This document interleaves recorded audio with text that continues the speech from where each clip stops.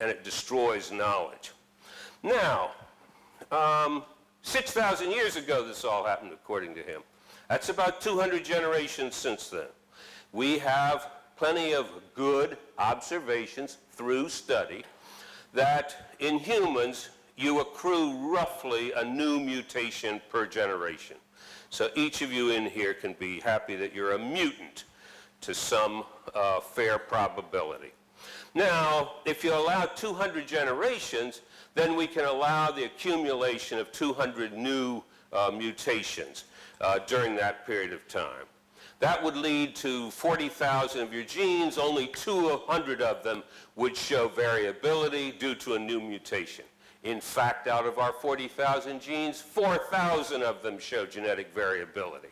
How can you generate this consistent with his hypothesis? Well, again, you'd have to invent some ad hoc hypothesis. You'd have to say, well, for reasons unknown to us and without any evidence for it whatsoever and inconsistent with everything we know about current life, there was a rain of mutations that struck not just humans, but struck all other creatures as well. And then you think, oh, well, I've gotten myself out of that. Yes, I've got to imagine another absurdity, but fine, I'm out of the immediate bind.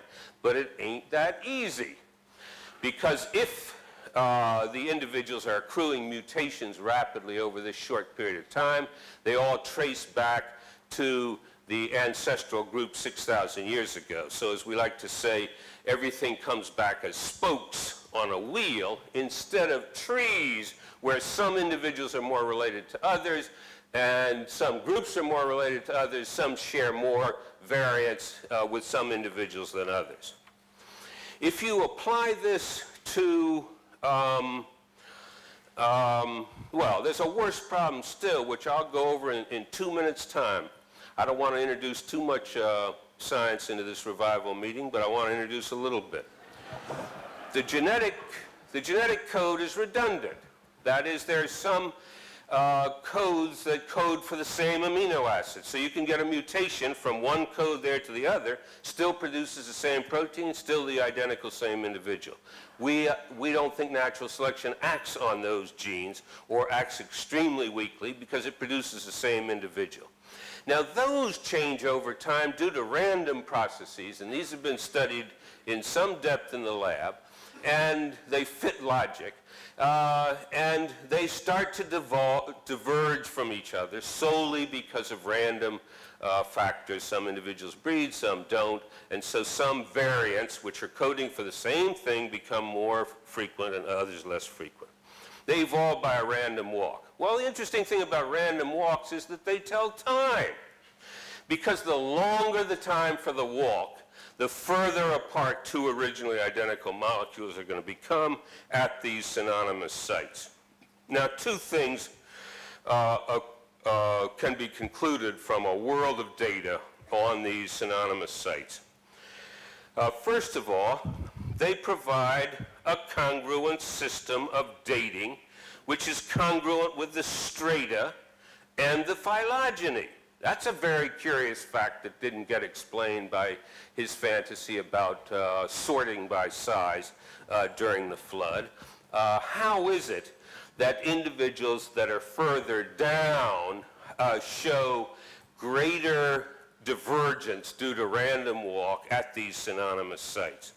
And the second thing that's interesting about these data is if you are given an anchor point, that is one point in time in the past whose actual time you know, not relative time, but like it's, you dated from the methods I was telling you, geological clocks, you say it's 200 million years. Then you can use all of the data on synonymous sites since then to give exact times to the splits of other species. And you can check them both against the geological record and against the timing. And once again, it's congruent. I'm thinking of forming an organization called Liars for Jesus. I'm willing to lie for my Lord. That's right. I'm willing to lie for Jesus.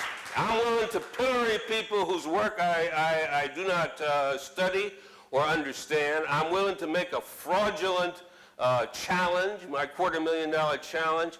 I'm willing to make just flat assertions about what's known or what isn't known in a vast scientific enterprise that's occupied the serious attention of serious people, over hundreds of thousands of them, up to 1 million scientists working on this over the years. And I hope Mr. Hovind will be honorary president of the organization, that maybe I can find a role in it for Mr. Guarneri as well.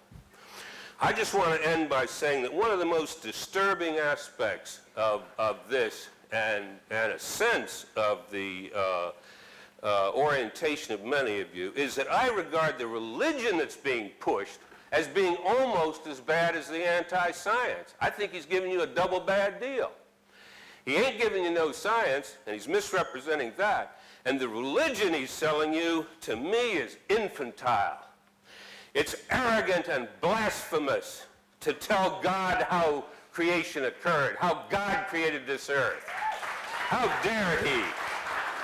And reducing God to an anthropocentric midget, the organism that created this vast universe, is just this trivial creature running things for the benefit of humans and a particular group of humans right now.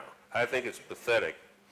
Jesus warned against those who would come in his name as false prophets, who would come crying in his name, and he said, beware of them. Judge them by their fruits, he said. And what are the fruits of this man's work? Misrepresentation, lies, and an absurd fantasy of a flood based on a hellish vision of what the Creator is really like.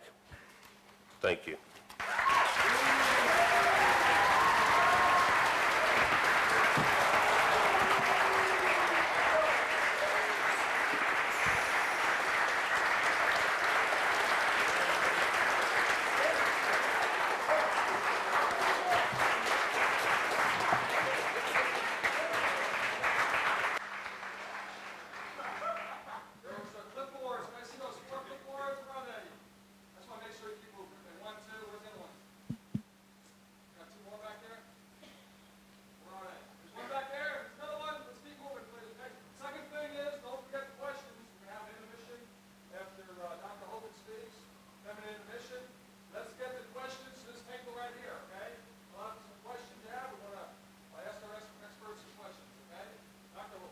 All right, thank you, sir. Well, I stick by my guns. I'll try to answer as many questions as I can in a moment, but the evidence that is used to support the evolution theory is indeed lies and has been proven wrong. For example, your textbook will tell you that the appendix is vestigial. You don't need it anymore. That's a lie, been proven wrong years ago. The appendix is part of your immune system. If your appendix is taken out, you can still live. There's no question about that. You can live without both your legs and both your arms and both your eyes also. It doesn't prove you don't need it. The appendix, well, I got the wrong remote. Here's the problem. The appendix is part of the immune system. Anybody that studies biology or anatomy should understand that. See, there we go. You take your appendix out, you got a better chance of getting quite a few diseases. Sometimes that's the best option, but the appendix is not vestigial. That should not be used as evidence for evolution. This textbook says the whale has a vestigial pelvis. Many organisms retain traces of their evolutionary history. For example, the whale retains pelvic and leg bones as useless vestiges. The National Center for Science Education in Berkeley, this little storefront building, says that Bossy evolved a blowhole. This is how whales evolved, according to the National Center, whose whole purpose is to keep creation out of schools, to defend the teaching of evolution against sectarian attack. This was started by Andrew Carnegie with a grant because he loved the evolution theory and gave a bunch of money to support the evolution theory in schools. This textbook again says the whale has a pelvis right here. The whales have a pelvis, vestigial pelvis, that serve no purpose. Whales have